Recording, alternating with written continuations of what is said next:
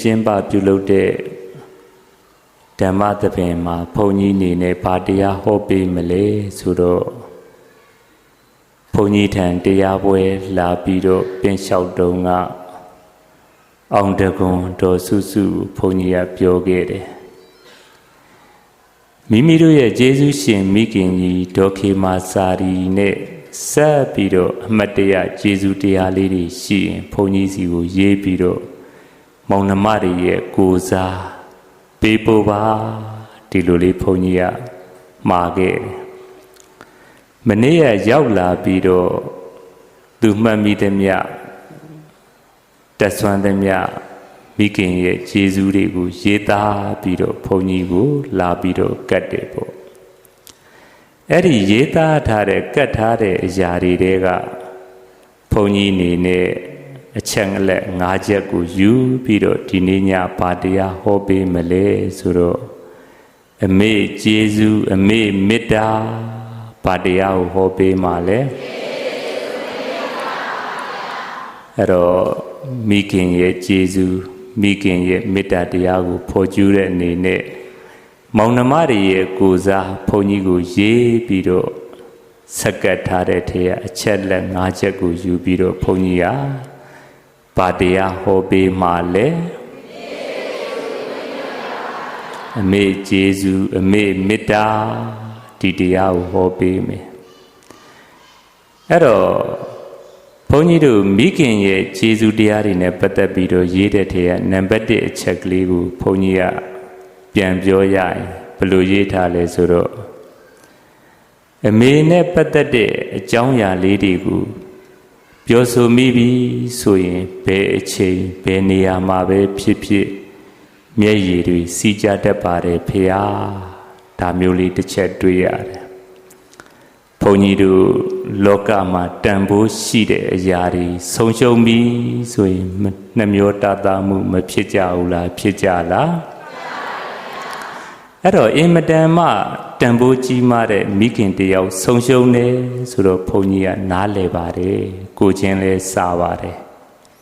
မျက်ရည်ကျတယ်ဆိုတာဘာမှ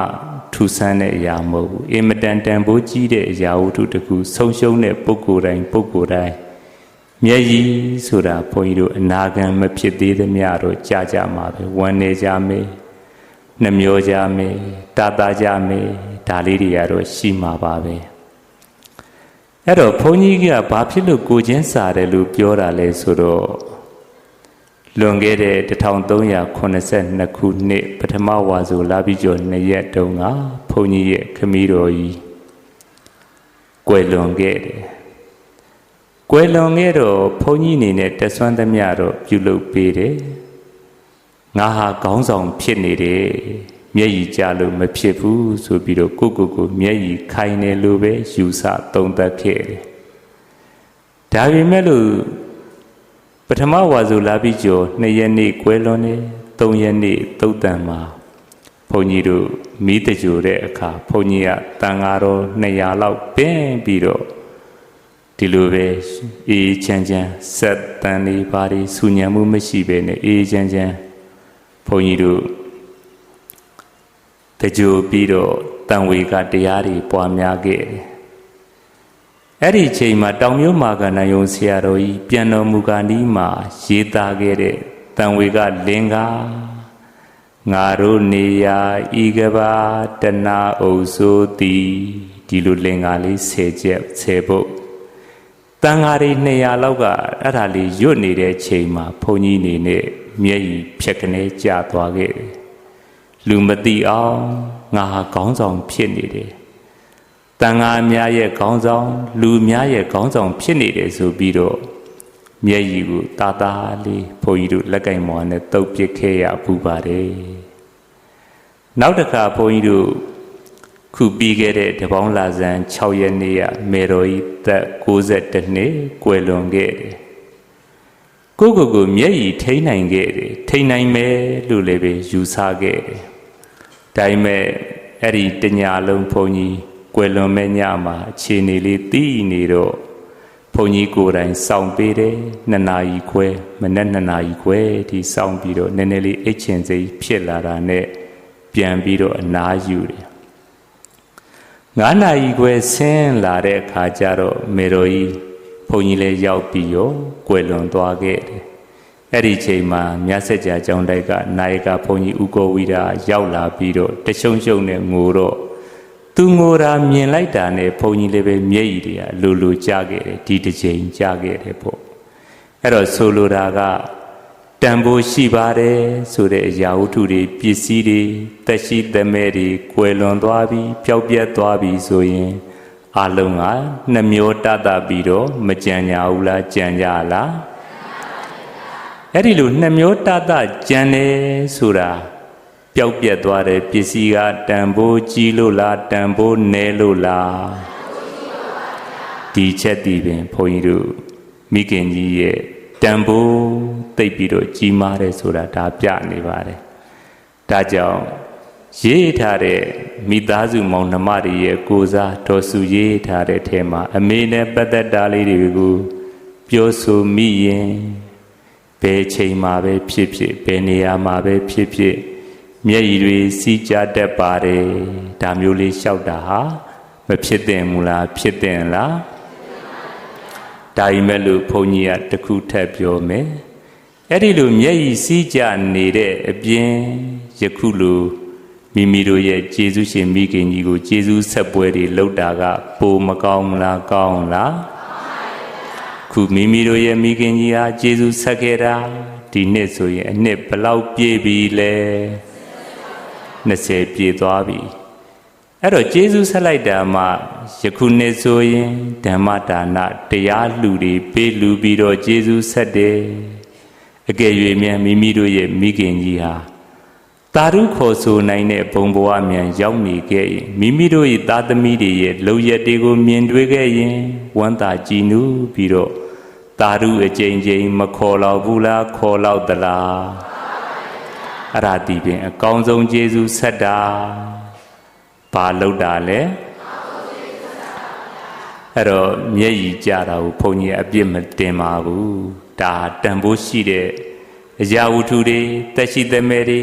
ပျက်စီးသွားပြီးဆုံးရှုံးခဲ့ပြီဆိုရင်လူသားတိုင်းဘုန်းကြီးတို့လည်းပါဝင်နှမျိုးတတ်ကြတာဒါထုံးစံပဲသဘာဝပဲအဲ့ဒီလိုနှမျိုးတတ်ခြင်းဒီပင်ကွယ်ပြောက်သွားတဲ့ရာဝတ္ထုဟာတန်ဖိုးဘလောက်ကြီးမားပါတယ်ဒါမျိုးလေးပြတယ်ဒီကနေတဆင်တက်ပြီးတော့မိမိတို့ဘလို့ပြုမှုနေထိုင်ပြောဆိုကြရင်မိမိတို့ကျေးဇူးရှင်မိခင်ကြီးသာဓုခေါ်နိုင်မလဲကိုယ့်ရဲ့မိခင်ကြီးကိုသက်ရှိထင်ရှားအနေနဲ့မှန်းပြီးတော့ကြည်လိုက်သက်ရှိထင်ရှားအနေနဲ့မှန်းပြီးတော့ကြည်လိုက်ရင်ယခုလိုမိမိတို့ကျေးဇူးဆက်တဲ့အနေနဲ့တန်ဃာတော်ရှင်မြတ်တွေကိုပင့်ပြီးတော့ဝါဆိုသင်္ကန်းကတ်တယ်ဆွမ်းကတ်တယ်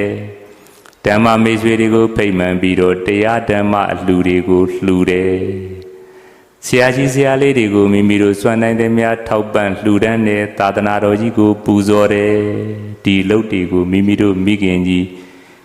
အကယ်၍များသာဓုခေါ်ဆိုနိုင်တဲ့ဘုံဘဝရောက်ပြီးတော့မိမိတို့သားသမီးတွေလောက်ရက်ကိုအကယ်၍မြင်နိုင်စွမ်းရှိခဲ့ရင်သာဓုအကျဉ်းချင်းခေါ်မယ်အဲ့ဒီလိုသာဓုခေါ်နိုင်တဲ့အလုပ်ကိုလုပ်ခြင်းဒီပင်အကောင်းဆုံးယေရှုဆက်တာအကောင်းဆုံးဘာလုပ်တာလဲဒါကြောင့်သက်ရှိထင်ရှားရှိနေတဲ့မိဘတွေကိုပြုစုလုပ်ကြွေးတယ်သီလသမာဓိပညာတွေမြင့်တက်လာအောင်ဆောင်ရွက်ပေးတယ်ဒါလည်းပဲအကောင်းဆုံးယေရှုဆက်တာပဲပြီးလို့ရှိရင်မနက်ကဆွမ်းကတ်တယ်ဆွမ်းကတ်ပြီးတော့မိခင်ကြီးကိုအထူးမြတ်တမ်းပေးဝေတယ်ကုသိုလ်အမြတ်တွေကိုပေးဝေတယ်ဒါလည်းပဲအကောင်းဆုံးယေရှုဆက်တာသာသမီကျင့်ဝတ်ထဲမှာလူမြဝေ၍တဲ့ပါတယ်လေလှူဒန်းပြီးတော့အမြဝေစားသည်သာသမီတွေရဲ့ကျင့်ဝတ်ဘသူရဲ့ကျင့်ဝတ်လဲအဲ့တော့ဒီကျင့်ဝတ်လည်းပဲနှစ်စဉ်နှစ်တိုင်းမကြေခဲ့ဘူးလားကြေခဲ့လားအဲ့ဒါအပြင်မိမိတို့သာသမီတွေဟာကိုယ့်ရဲ့မိခင်ကြီးကိုသက်ရှိထင်ရှားရှိတယ်လို့မှန်းဆပြီးတော့ငါတို့ဘယ်လိုလုပ်ငန်းမျိုးကိုလှုပ်ဆောင်နေရင်မိခင်ကြီးကျေနပ်မလဲသာဓုခေါ်မလဲငါတို့ဘယ်လိုလုပ်ငန်းမျိုးတွေကိုလှုပ်ဆောင်နေရင်မိခင်ကြီးစိတ်ဆင်းရဲမလဲဒီလိုသက်ရှိထင်ရှားလေးမှန်းပြီးတော့ မိခင်ကြီးသာဓုခေါ်နိုင်တဲ့အလုပ်ဝမ်းမြောက်ဝမ်းသာဖြစ်စေနိုင်တဲ့အလုပ်တွေကိုလုပ်ပြီးဆိုရင်ဘုန်းကြီးတို့အကောင်းဆုံးဘာလုပ်တာကျေးဇူးဆက်တာအကောင်းဆုံးဘာလုပ်တာလဲဒါလေးရရေးထားတဲ့ထဲကပထမဆုံးနံပါတ်1အနေနဲ့ဘုန်းကြီးပြောခြင်းတဲ့စာပိုက်ကလေးဖြစ်ပါတယ်နံပါတ်2ပြောခြင်းတဲ့စာပိုက်လေးကဘာလဲဆိုတော့ဘုန်းကြီးကမောင်နှမတွေရဲ့ကိုစားမိခင်ရဲ့ကျေးဇူးတရားတွေကိုသိတဲ့အနေနဲ့လျှောက်ထားတဲ့စာထဲမှာတပည့်တော်တို့မှာတဲ့ရှိနေတဲ့ဥစ္စာဒနာတွေစွမ်းအားတွေအသိပညာတတ်ပညာတွေဟာအမေကျေးဇူးတွေပါဖေဟာတဲ့ကိုယ်မှာရှိနေတဲ့စီစဉ်ဥစ္စာတွေဒီဘသူရဲ့ကျေးဇူးနောက်ပြီးတော့မိမိတို့မှာရှိနေတဲ့စွမ်းအားတွေအသိပညာတွေအတတ်ပညာတွေဟာဘသူကျေးဇူးကြောင့်ဒါမျိုးလေးရေးထားတာသွားပြီးတော့တွေ့ရတယ်တွေ့ရတော့ဘုန်းကြီးကသုပ္ပါတိယထာဂရစကားတွေကစာသားလေးကိုသွားပြီးတော့သတိရမိတယ်သုပ္ပါတိယထာဂရမှာဘလို့ရေးသားလဲဆိုတော့ဗျမ္မာလောကပမာနောပိတ္တလာဘောဥပိ္ပဇမာနောအာစရိယတန္တကောဝဟောတိတဲ့မိဘဆိုတာတကယ်တော့လက်ဦးဆရာမိဘဆိုတာဘာဆရာလဲကဲဆိုကြည့်လိုက်လက်ဦးဆရာမြည်ထိုက်စွာပုဗ္ဗာစရိယမိနှင့်ပါလက်ဦးဆရာမြည်ထိုက်စွာပုဗ္ဗာစရိယမိနှင့်ပါမိဘနှစ်ပါးအားဘာဆရာလဲလို့မေးရင်ဘုန်းကြီးတို့လက်ဦးဆရာလို့မြတ်စွာဘုရားကမိန့်မှာတော်မူခဲ့တယ်ဘုန်းကြီးတို့ငယ်လေးကလေးဘဝကလေးကဖေဖေလို့ခေါ်လိုက်မေမေလို့ခေါ်လိုက်ဒါတွေဟာသင်ပေးနေတာမဟုတ်ဘူးလားဟုတ်လားလူကြီးတွေရှေ့သွားလို့ရှိရင်ဘလို့သွားရတယ်ကြောင်းကံဖရာသွားလို့ရှိရင်ဘလို့ဝတ်စားမျိုးဝတ်ရတယ်တန်ဃာတွေနဲ့စကားပြောရင်ဘလို့လေးတွေလျှောက်ထားရတယ်ဒါမျိုးတွေဟာမိဘကသင်ခဲ့တာမဟုတ်ဘူးလားဟုတ်လားဒါကြောင့်မိဘနှစ်ပါးကိုဘာဆရာလို့ခေါ်တယ်အဲ့တော့သုပ္ပါတိယထာဂရကဗျမ္မာလောကပမာနောပိတ္တလာဘောဥပိ္ပဇမာနောအာစရိယတန္တကောဝါဟောတိဗျမ္မာပြည်လောက်များပြားတဲ့မြင်မာတဲ့စီစဉ်ဥစ္စာတွေကိုရရှိလာပြီဆိုလို့ရှိရင်ဆရာပစ္စည်းတွေလို့မှတ်ပါဘယ်သူပစ္စည်းလို့မှတ်ရမယ်အဲ့တော့မိဘနှစ်ပါးဟာဘာဆရာလို့ခေါ်လဲအဲ့တော့မိမိတို့ယနေ့မိမိတို့မိသားစုတွေရွှေဆိုင်ကြီးတွေဖွင့်တယ်သင်္ကန်းဆိုင်ကြီးတွေဖွင့်တယ်လောကကြီးထဲမှာတင်းတင်းတဲနေနိုင်ကြတယ်ဘသူကျေးဇူးကြောင့်လို့မေးရင်လက်ဦးဆရာလို့ခေါ်တဲ့အမေကျေးဇူးကြောင့်ဘသူကျေးဇူးကြောင့်လဲအဲ့တော့ခုအောင်တကွန်သင်္ကန်းတိုက်ဘုန်းကြီးကစုံစမ်းကြည့်တော့မိခင်ကြီးတီထောင်ခဲ့တဲ့သင်္ကန်းတိုက်ရဲ့နာမည်မိမိတို့ကအမွေဆက်ခံလိုက်တာအဲ့တော့မိမိတို့ယနေ့လှူနေကြတယ်တန်းနေကြတယ်စားတောက်နေထိုင်နေကြတယ်အစဉ်တန်းမြင့်မြင့်နေထိုင်ကြတယ်အစဉ်မီစွာနေထိုင်နိုင်ကြတယ်အစဉ်မီစွာလူတန်းနိုင်ကြတယ်ကိုကျင်တရားကောင်းမွန်စွာနဲ့နေထိုင်နိုင်ကြတယ်ဒါတွေဟာလက်ဦးဆရာလို့ခေါ်တဲ့အမေကျေးဇူးကြောင့်လက်ဦးဆရာလို့ခေါ်တဲ့ဘသူကျေးဇူးကြောင့်လဲအဲ့တော့စာပေရတော့ကိုယ်မှာရှိလာတဲ့ပစ္စည်းဥစ္စာတွေကိုရရှိထားတဲ့အစွမ်းအစတွေအသိပညာတွေအတတ်ပညာတွေဟာဆရာဥစ္စာတွေပါဘသူဥစ္စာတွေတဲ့လေအဲ့တော့မိဘလည်းပဲဆရာဆိုတော့မိဘပစ္စည်းဥစ္စာတွေဒါကြောင့်ခုနကရေးသားတဲ့စာလေးဟာစာပေနဲ့မညီဘူးလားညီလားတပည့်တော်တို့မှာတဲ့ရှိနေတဲ့ဥစ္စာဒနာတွေစွမ်းအားတွေအသိပညာတတ်ပညာတွေဟာအမေကျေးဇူးတွေပါဖေဟာဒါခုနသုပ္ပါတိယထာဂရစကားနဲ့တထက်ထဲမကြဘူးလားကြလားဒီလိုခံယူလိုက်တဲ့အတွက်ဘာကြိုးစားတွေဖြစ်လာမလဲဒါလေးကိုသုံးသပ်ကြည့်ရင်မိမိတို့မှာမာနနှိမ်ချပြီးသားဖြစ်သွားတယ် ဘာဖြစ်သွားလဲငါဆွမ်းငါစားနဲ့ရတာငါရှာဖွေလို့ရတာဒီစိတ်တွေဖယ်ထားတော့မာနနှိမ့်ချပြီးသားဖြစ်တယ်ကျေးဇူးတရားကိုသိပြီးသားဖြစ်တယ်ကျေးဇူးတရားကိုဘာလို့ပြီးသားဖြစ်လဲကျေးဇူးတည်တဲ့ပုဂ္ဂိုလ်တွေကလောကမှာဘယ်တော့မှမတိမ်ကောကျေးဇူးတည်တဲ့ပုဂ္ဂိုလ်တွေကလောကမှာဘယ်တော့မှပါတယ်လေထိတ်တန်းရောက်နိုင်တယ်ဘယ်ရောက်နိုင်လဲဒီအိဗယ်တွေအများကြီးမပါဘူးလားပါလား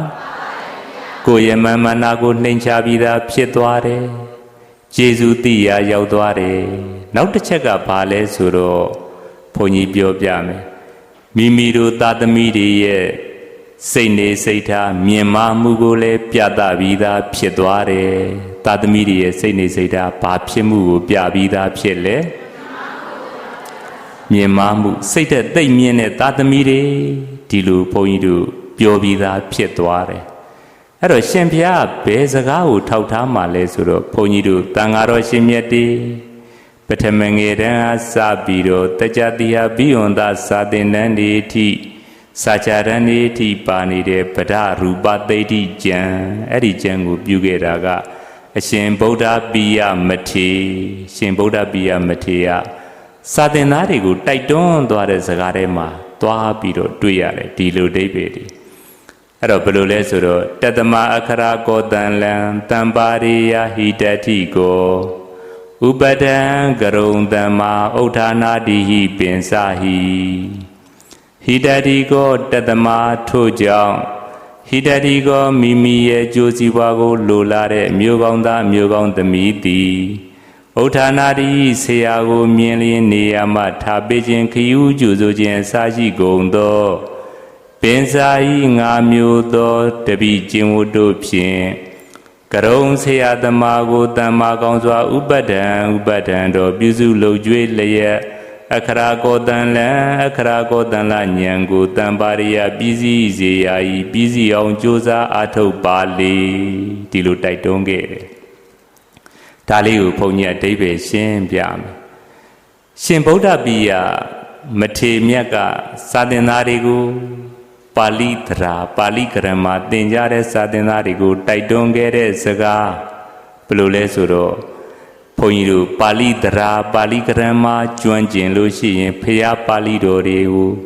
ဖျားရှင်ဟောကြားတော်ခဲ့တဲ့ပါဠိတော်တွေကိုသွားရတာသိပြီးတော့ကျေးဇူးများတယ်နားလည်လွယ်တယ်ကျင့်ဖို့ရာလွယ်သွားတယ်ဒီတော့ဖျားရှင်ရဲ့ဟောကြားတော်မူတဲ့ပိဋကတ်တွေကိုတက်ကြွဖို့ဆိုတာပါဠိသရာပါဠိဂရမကျွမ်းကျင်ဖို့လိုတယ်ပါဠိဂရမပါဠိသရာကျွမ်းကျင်ခြင်းလို့ရှိရင်တပိကျင့်ဝတ်၅ပါးကိုကြည်အောင်ကျင့်ကြပါ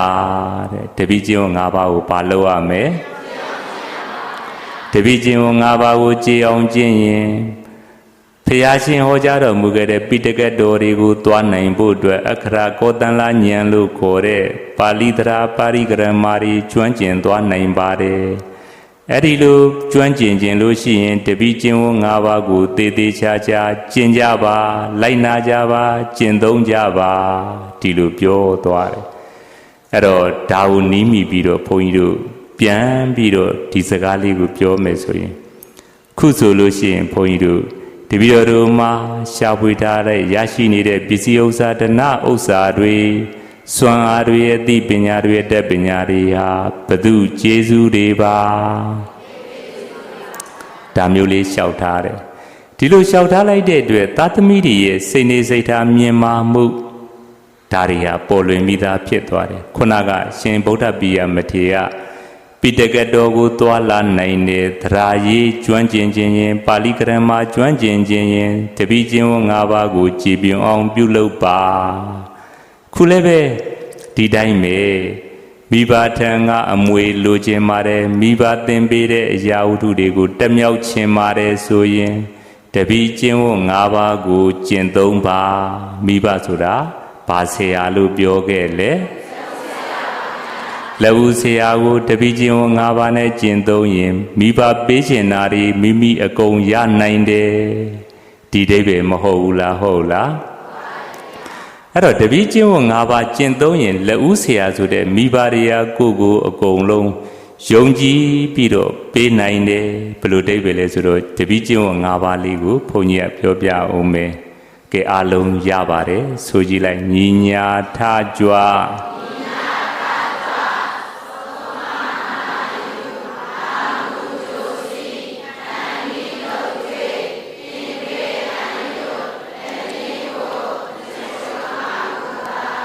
အဲ့ဒီတပည့်ချင်း၅ပါးထဲမှာနံပါတ်1ကဥဋ္ဌာနာပါဠိလိုကတော့ဆရာကိုမြင်ရင်နေရာမှာထားခြင်းခရီးကြိုဆိုခြင်းပစ္စည်းဥစ္စာလေးတွေကိုကင်ပေးခြင်းဒါလည်းပဲရှိနေရမယ်အဲ့တော့မိဘလာတာမြင်တချို့ငယ်ငယ်ကလေးလေးတွေအမေလာပြီအဖေလာပြီဆိုပြီးတော့ထွက်ပြီးတော့မကြိုကြဘူးလားကြိုကြသလားအဲ့ဒီလိုကြိုလိုက်တဲ့အချိန်မိဘရဲ့မျက်နှာဟာပြုံးနေသလားမဲ့နေသလားအဲ့တော့မေတ္တာတွေဖလဲသွားကြတာအဲ့တော့မြတ်စွာဘုရားကမိဘထံကအမွေကောင်းအမွေနစ်တွေစိတ်နေစိတ်ထားအမွေပစ္စည်းဥစ္စာအမွေအလုံးသောအမွေတွေရကျင်ပါတယ်ကိုကြိုးစည်းပွားကိုလိုချင်ပါတယ်ဆိုလို့ရှိရင်တပည့်ချင်းဝ၅ပါးကိုကြည်ပြောင်းအောင်ကျင့်ကြပါနံပါတ်1ကဆရာဆိုတဲ့မိခင်ကိုမြင်လို့ရှိရင်နေရာမှာထားပေးပါနေရာကဘာလုပ်ပေးရမလဲခရီးကြိုဆိုပါဘာလုပ်ပေးရမလဲပစ္စည်းလေးတွေကိုသွားပြီးတော့ကြိုပြီးတော့ကင်ပေးပါဒါမျိုးလေးတွေမလုပ်ရဘူးလားလုပ်ရမှာလားဒါပေမဲ့လို့ယနေ့ခေတ်မှာဒီမြင်ကွင်းလေးတွေမရှာဘူးလားရှာလွန်သွားပြီလားရှာလွန်သွားပြီဒါဘသူဟောတော်မူခဲ့တာလဲမြတ်စွာဘုရားဟောတော်မူခဲ့တာဘသူဟောတော်မူခဲ့တာမြတ်စွာဘုရားဟောခဲ့တာကိုရှင်ဗုဒ္ဓပိယကပြန်ပြီးတော့ရေးသားထားတာအဲ့တော့မိဘလာလို့ရှိရင်မိခင်ဆိုတဲ့လက်ဦးဆရာလာလို့ရှိရင်နေရာမှာထားပေးတဲ့သားသမီးခယူးကြိုဆိုတဲ့သားသမီးပစ္စည်းလေးတွေကိုသွားပြီးတော့ကင်ပြီးတော့ကူညီပေးတဲ့သားသမီးကိုမိဘကမေတ္တာမရှိနိုင်ဘူးလားရှိနိုင်သလားမေတ္တာတွေရှိလာရင်ကိုမှရှိနေတဲ့အမွေအတိညာအမွေပစ္စည်းအမွေအလုံးကိုမပေးနိုင်ဘူးလားပေးနိုင်သလားဒါကြောင့်ရူပသေရီဆရာတော်ကတိုက်တွန်းခဲ့တာပိဋကတ်တော်ကိုသွားနိုင်တဲ့အခရံကောသလဉာဏ်ကိုလိုချင်ပါတယ်တက်ကြွခြင်းပါတယ်ဆိုရင်တပည့်ချင်း၅ပါးကိုကြည်ပြောင်းအောင်ကျင့်ပါဘာ၅ပါးကိုကြည်ပြောင်းအောင်ကျင့်ခုလည်းပဲလက်ဦးဆရာဆိုတဲ့မိမိတို့ရဲ့မိခင်ကြီးကိုမိမိတို့အနေနဲ့အသက်ရှိထင်ရှားရှိတော့ငါခရီးကြိုဆိုတဲ့နေရာကထားပေးတယ်ပစ္စည်းလေးတွေပါလာရင်ကူညီပြီးတော့ကင်တယ်ဒီကျင့်ဝတ်လေးလုပ်လို့ရှိရင်မိခင်ဖခင်တွေကသာသမီပေါ်မှာမေတ္တာမသက်ရောက်နိုင်ဘူးလားသက်ရောက်နိုင်သလားမေတ္တာသက်ရောက်ခံရတဲ့သာသမီကိုမိဘတွေကအကုန်ပုံဩပြီးတော့မပေးနိုင်ဘူးလားပေးနိုင်သလားအဲ့ဒီမှာမိဘဆံကရတယ်တဲ့စိတ်နေစိတ်ထားအမွေတွေရောပစ္စည်းဥစ္စာအမွေတွေရောအလုံးသောအမွေမှန်သမျှရနိုင်တယ်ဘာကျင့်ဝတ်တော့ကြည်ဖို့လိုတပည့်ကျင့်ဝတ်တော့ကြည်ဖို့လိုဒါကနံပါတ်1ကျင့်ဝတ်နောက်ပြီးတော့ဥပဋ္ဌာနေနာခိုင်စရာရှိလျင်ခိုင်ဖို့ရန်တနေ့3ချိန်အနည်းဆုံးအနိကတည်နေခြင်းအဲ့တော့လက်ဦးဆရာကငါ့ကိုဘာခိုင်မလဲဧည့်သည်လာနေပြီးငါဘာလုပ်ပေးရမလဲဆိုပြီးတော့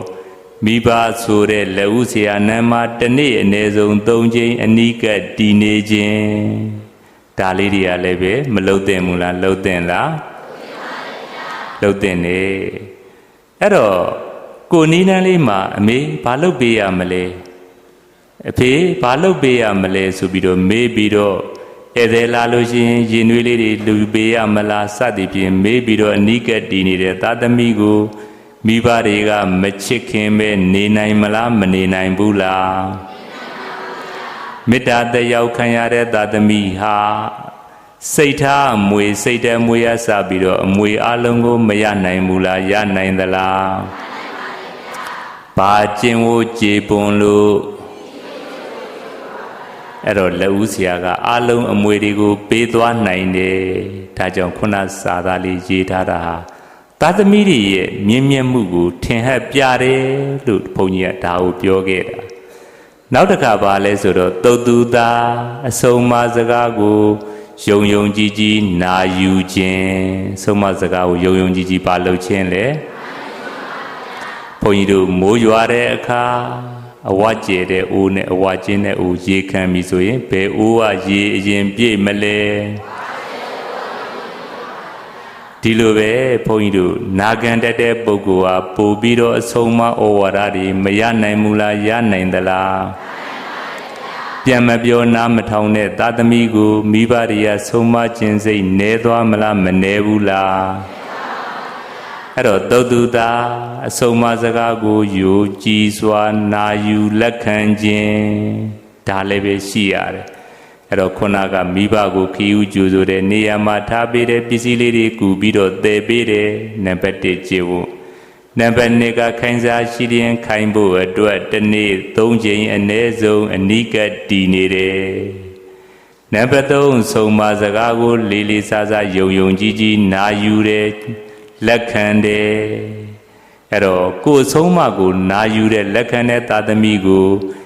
ရှေးဦးဆရာတို့ခေါ်တဲ့မိဘတွေကရှိသမျှအမွေစိတ်တဲ့အမွေပစ္စည်းအမွေမပေးနိုင်ဘူးလားပေးနိုင်သလားဒီတော့သာသမီတွေမချမ်းသာနိုင်ဘူးလားချမ်းသာနိုင်သလားကုသိုလ်တိုးမလားအကုသိုလ်တိုးမလားအလုံးဟာအဆင်ပြေသွားတယ်ကုသိုလ်တွေတိုးလာတယ်ဒီကုသိုလ်ကြောင့်ကောင်းကျိုးတွေဆက်ပြီးတော့ဖြစ်တယ်မိဘကလည်းအမွေတွေကိုဒီလိုသာသမီမျိုးကိုရွေးချယ်ပြီးတော့ပေးနိုင်တယ်အလုံးနားလည်ပြီလားနံပါတ်4ကဘာလဲဆိုတော့ပါရိစရိယာပြုစုလှုပ်ကြွေးခြင်းဘာလှုပ်ခြင်းလဲတဏ္ဍင်သည်များအနိကနေပြီးတော့ပြုစုလှုပ်ကြွေးတယ်သာသမီတွေကမိဘကိုတပည့်တွေကဆရာကိုသာသမီတွေကလက်ဦးဆရာကိုလို့ခေါ်တဲ့မိခင်ဖခင်ကိုနေမကောင်းတဲ့အခါမှာပို့ပြီးတော့ပြုစုလှုပ်ကြွေးတယ်နေကောင်းတဲ့အခါမှာလည်းပဲရေချိုးရေစသည်ဖြင့်အစဉ်သင်ဖြစ်အောင်လှုပ်ပေးတယ်ဒီလိုအလိုက်သိတဲ့သာသမီကိုမိဘတွေကအမွေမပေးခြင်းလောက်ဘူးလားပေးခြင်းလောက်လားအမွေရတဲ့သာသမီယာမေတ္တာရတဲ့သာသမီယာကြီးပွားချမ်းသာနိုင်သလားဆင်းရဲနိုင်သလားဒါကိုပြောတာနောက်ဆုံးချက်ကဘာလဲဆိုတော့တကိစံသိပ္ပပဋိက္ခဏနာတဲ့အဲ့တော့လိုလားသောစိတ်တဲ့ဆန္ဒဖြင့်လိုချင်သောဆန္ဒဖြင့်အတတ်ပညာအသိပညာမှန်သမျှကိုလေးလေးစားစားသင်ယူခြင်းမိခင်တွေစကားပြောရင်ဘလို့ပြောတယ်လဲဘယ်တဲ့ဆိုရင်ဘလို့များတုံပြန်လိုက်တယ်လဲလောကရန်နဲ့တွေ့တဲ့အခါအမေကဘလို့များကြော်လွှားသွားတယ်လဲဒါလေးတွေကိုကြည့်ပြီးတော့လေးလေးစားစားအတူယူတယ်နီးယူတယ်အဲ့တော့တပည့်ချင်းကိုအားလုံးဘယ်နှပါလဲအဲ့ဒီလိုလက်ဦးဆရာလို့ခေါ်တဲ့မိဘအပေါ်မှာတပည့်ချင်းကို၅ပါးနဲ့ကျင့်နေတဲ့သာသမီကိုမိဘကမိမိမှရှိနေတဲ့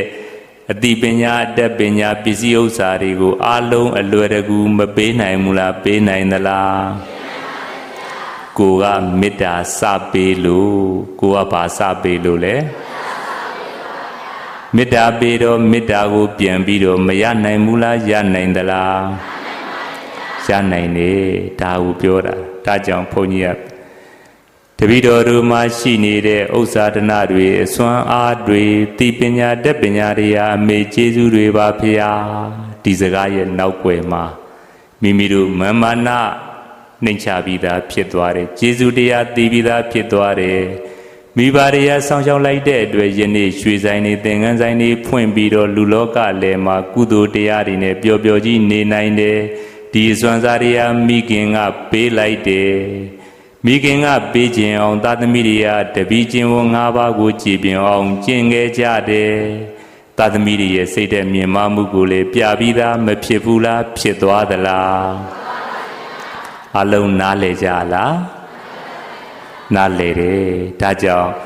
ဆရာသမားတွေထံကမိဘတွေထံကပညာမျိုးစုံအမွေစိတ်တဲ့မျိုးစုံအမွေပစ္စည်းမျိုးစုံအမွေကိုရယူခြင်းပါတယ်ဆိုရင်ဘာကျင့်ဝတ်၅ပါးကိုကျင့်ရမယ် ဝကြည်တန်ကြီးကျင့်ရမှာလားလေးလေးစားစားကျင့်ရမှာလားဒါဆိုရင်လက်ဦးစရာလို့ခေါ်တဲ့မိဘတွေထံကမေတ္တာတရားရမယ်မေတ္တာတရားရတဲ့သာသမီဟာကြည်ပွားချမ်းသာမလားဆင်းရဲဒုက္ခရောက်မလားအလုံးနားလည်ပြီလားဒါကြောင့်ဘုန်းကြီးကဒီစာသားလေးဟာဒီအိဗယ်တွေကိုပြတယ်လို့ဒါဘုန်းကြီးကခံစားပြီးတော့စာပေတွေကအကြောင်းအရာလေးတွေကိုတွေးပြီးတော့ဒီလိုပြန်ပြီးတော့ပြောချင်တာအဲ့တော့ဘုန်းကြီးပြောတဲ့အကြောင်းအရာဘယ်နှချက်ရှိသွားပြီလဲနှစ်ချက်ရှိသွားပြီနံပါတ်3ကဘာလဲဆိုတော့ရေးတဲ့စာထဲမှာကိုရင်လေးတွေကိုပို့ပြီးတော့လှူဒန်းထောက်ပံ့ဖို့သာသမီတွေကိုဆုံးမပါတယ်တဲ့လှူဒန်းထောက်ပံ့တဲ့အခါမှာကိုရင်လေးတွေကိုပို့ပြီးတော့လှူဒန်းထောက်ပံ့ဖို့မိခင်ကသာသမီတွေကိုဘာလုပ်တယ်ဆိုဆုံးမတယ်တဲ့ဘယ်လိုလဲဆိုတော့ဆရာတော်ကြီးတွေဆိုတာကိုရင်လေးဘဝကစားခဲ့တာတဲ့ဆရာတော်ကြီးတွေဆိုတာဘယ်ဘဝစားခဲ့တာလဲကိုရင်လေးတွေကလက်လာပါနေပါရှာတယ်ကိုရင်လေးတွေကဘာနေပါရှာလဲအဲ့တော့ဒီစာသားလေးကိုရေးပြီးတော့ဘုန်းကြီးကပြောမယ်ပေါ့နံပါတ်3အချက်အနေနဲ့ကိုရင်လေးတွေကိုပို့ပြီးတော့လှူဒန်းထောက်ပံ့ဖို့မိခင်ကြီးကသာသမီတွေကိုဆုံးမပါတယ်ဒါလေးကိုသွားပြီးတော့ကြည်လိုက်တဲ့အခါဘုန်းကြီးကရှင်သာရိပုတ္တရာကိုသွားပြီးတော့မြင်မိတယ်ဘယ်မထေရကြီးကိုသွားမြင်လဲရှင်သာရိပုတ္တမထေရကိုယ်တိုင်လည်းပဲဆုံးမတယ်ကိုယ်တိုင်လည်းဆုံးမတယ်လို့သူတစ်ပါးဆုံးမရင်လည်းပဲဘသူပဲဆုံးမခံယူတတ်တယ်ဒါရှင်သာရိပုတ္တရဲ့သဘာဝဘသူရဲ့သဘာဝလဲကိုယ်တိုင်ကလည်းပဲသူတစ်ပါးကိုဘာလုပ်တတ်တယ်သူတစ်ပါးဆုံးမရင်လည်းပဲဘယ်လိုပုဂ္ဂိုလ်မျိုးအားဆုံးမဘာလုပ်တတ်တယ်အဲ့ဒါဘသူရဲ့သဘာဝအဲ့တော့ဒါလေးကိုဘုန်းကြီးပြောမယ်ဘုန်းကြီးကဘာဖြစ်လို့ဒီရှင်သာရိပုတ္တရာအကြောင်းကိုဒီစာသားလေးကြည့်ပြီးတော့သွားတရိယာလဲဆိုတော့ရှင်သာရိပုတ္တရာတနေ့သင်္ကန်းဝတ္တာမညီမညာနဲ့တွေ့လျာကြားနေတဲ့အချိန်9နှစ်ရှိတဲ့ကိုရင်လေးတစ်ပါးကရှင်သာရိပုတ္တရာကိုသွားပြီးတော့ရှင်သာရိပုတ္တရာဖေဟာသင်္ကန်းကြီးကတွေ့လျာကြားနေပါတယ်သွားပြီးတော့လျှောက်ထားတော့ရှင်သာရိပုတ္တရာကတနေရာမှာသွားပြီးတော့သင်္ကန်းလေးကိုညီညာပြင်ဝပြီးတော့ကိုရင်လေးရှိတဲ့နေရာလာပြီးတော့ဆရာတဲ့ဒါလောက်ဆိုရင်တင့်တော်ပါပြီလားဒါမျိုးလေးလျှောက်ထားခဲ့နောက်ပြီးတော့ရှင်သာရိပုတ္တရာပြောလေစကားရှိတဲ့စကားတစ်ခုကဘုန်းကြီးတို့ပါဠိစာပေသမိုင်းမှာတွင်ခဲ့တယ်တရဟုပပစီတောတန်တော်ဇာတိယတတ္တဝတိကောသောပိမနုသတေယတံပဋိစ္ဆာမိမထကေအဲ့တော့ခဏမှာသင်္ကန်းဝတ်လာတဲ့အသက်အပြင်9နှစ်သာရှိသေးတဲ့ကိုရင်လေးတစ်ပါးကအကယ်၍များငါကိုဆုံးမခဲ့ရင်အဲ့ဒီဆုံးမကိုဥထိပ်ဖြင့်ပန်ဆင်ပြီးတော့လက်ခံပါတယ်ဥထိပ်ဖြင့်ပန်ဆင်ပြီးဘာလုပ်ပါတယ်တဲ့လေအဲ့ဒီလိုကိုရင်လေးငယ်လေးကပဲဆုံးမစေဥတော့အဲ့ဒီဆုံးမကိုဥထိပ်ဖြင့်ပန်ဆင်ပြီးတော့လက်ခံပါတယ်အဲ့ဒါဘသူပြောခဲ့တဲ့စကားလဲရှင်သာရိပုတ္တရာက9နှစ်ရွယ်ကိုရင်လေးဘုန်းကြီးတို့သာဆိုလို့ရှိရင်တော့ရှုပ်လိုက်တာနရင်ရိုက်လိုက်လို့ဒါမျိုးတွေမပြောတော့ဘူးလားပြောတော့လားပြောတော့တယ်အများစုကမပြောတော့ဘူးလားပြောတော့လားရှင်သာရိပုတ္တရာတော့တဏှာမှာသင်္ကန်းလေးကိုညီအောင်သွားဝဲပြီးတော့သင်္ကန်းဝတ်ပြီးတဲ့အခါကိုရင်လေးကိုဆရာတဲ့ဒါလို့ဆိုရင်တင့်တော်ပါပြီလားလက်ဦးလေးခြီလိုက်သေးတဲ့ခြီလိုက်ပြီးတော့မှရှင်သာရိပုတ္တရာကပြောလိုက်တာခဏမှာကိုရင်ဝတ်လာတဲ့အသက်အပြင်9နှစ်သာရှိသေးတဲ့အဲ့ဒီလိုကိုရင်လေးကဆုံးမစေဥတော့အဲ့ဒီဆုံးမမျိုးကိုဥထိတ်နဲ့ပန်ဆင်ပါတယ်လက်ခံပါတယ်ကျင့်သုံးပါတယ်စိတ်တကမမြင်ဘူးလားမြင်လားဒီလိုစိတ်တဲ့ပန်ရှင်ဖြစ်တဲ့ရှင်သာရိပုတ္တရာတို့ခဏနိဗ္ဗာန်ချမ်းသာကိုစံဝင်သွားခဲ့ပြီဘယ်ချမ်းသာစံဝင်သွားပြီဘ ုန်းကြီးတို့တွေရဲ့နိဗ္ဗာန်ချမ်းသာစံဝင်ပြီလားမစံဝင်သေးဘူးလားဒါဆိုရင်ဒီလိုစိတ်ဓာတ်မျိုးမြန်ဝေးနေလို့ဒီလိုကောက်ချက်ချရင်မရနိုင်ဘူးလားရနိုင်လားခုဘုန်းကြီးတို့ဒကမာကြီးဒေါခေမာစာရီလို့ခေါ်တဲ့ဒကမာကြီးဒေါခင်မီးကသာသမီတွေကိုဆုံးမတဲ့အခါမှာဘုန်းကြီးကတွေးကြည့်တာကိုရင်လေးတွေကိုပို့ပြီးတော့လှူဒန်းထောက်ပံ့ဖို့သာသမီတွေကိုဆုံးမတယ်ဆရာတော်ကြီးတွေဆိုတာကကိုရင်လေးဘွားကစားခဲ့ရတာကိုရင်လေးတွေကလက်လာပါသိပြီးတော့ရှားပါနေပါတယ်အဲ့တော့ဒကမာကြီးရဲ့အတွင်းစိတ်တက်ကိုဒီစာသားလေးကိုမှန်းပြီးတော့ဘုန်းကြီးကြည့်လိုက်တဲ့အခါမှာဒကမာကြီးကသူ့ရဲ့သားသမီးတွေကိုကိုရင်လေးတွေကိုပူဇော်စေခြင်းတယ်ကိုရင်လေးတွေကိုဘာလို့စေခြင်းလဲအဲ့ဒီနဲ့တွေ့ရင်ကိုရင်လေးတွေရဲ့အဆုံးအမကိုလည်းနာခံစေခြင်းတယ်ပူဇော်ပြီးဆိုမှတော့ဆုံးမလဲမနာခံစေခြင်းလောက်ဘူးလားနာခံစေခြင်းလောက်လားအဲ့တော့ကိုရင်လေးတွေရဲ့အဆုံးအမကိုနာခံတဲ့သာသမီတွေကမထေကြီးတွေရဲ့အဆုံးအမကိုနာခံဖို့ဝန်လေးအောင်မလားဝန်မလေးတော့ဘူးလားအဲ့ဒါဘယ်မထေကြီးရဲ့လမ်းစဉ်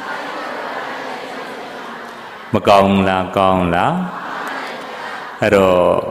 ယနေ့ဒကမာကြီးဒေါခေမာစာရီလို့ခေါ်တဲ့ဒကမာကြီးဒေါခင်မီးဟာဘဝတစ်ပါးပြောင်းသွားခဲ့တာနှစ်20ရှိနေပြီဒီအဆုံးအမလေးတွေနှလုံးသားထဲမှာကိန်းနေတယ်ဆိုရင်ဘုရားရှင်ရဲ့အဆုံးအမရှင်သာရိပုတ္တစာတဲ့ကျင့်စဉ်အဆုံးအမတွေနဲ့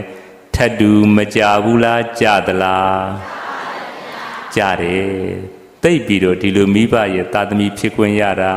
ဝမ်းသာစရာမကောင်းဘူးလားဝမ်းသာစရာကောင်းလားအဲ့တော့မိခင်ကြီးကကိုရင်လေးတွေကိုပူဇော်ကျေးဇူးခြင်းနဲ့ထောက်ပံ့စေခြင်းနဲ့ဆရာဇော်ကြီးတဲ့စကားနဲ့ပြောရင်ယနေ့လူငယ်နောင်ဝဲလူကြီးသင်လေးတူသာဓုသားမြတ်ဖြစ်ရရာသည်ရှိသို့ရည်၍အဲ့တော့ခဏကိုရင်လေးဟာနောက်တစ်ချိန်ဆရာတော်ကြီးတွေဖြစ်မယ်ယနေ့ကိုရင်လေးကနောက်တစ်ချိန်ဘာဖြစ်မလဲကိုရင်လေးဘဝမှာရှားပါပါနဲ့အကယ်၍များရှားပါတဲ့တန်ကိုမခံနိုင်လို့လူထွက်သွားခဲ့ရင်သာသနာတော်ကြီးမြန်မကွယ်နိုင်ဘူးလားကွယ်နိုင်လားဒါကိုတွေးကြည့်လို့ရှိရင်လည်းပဲဒကမာကြီးအနေနဲ့မိခင်ကြီးအနေနဲ့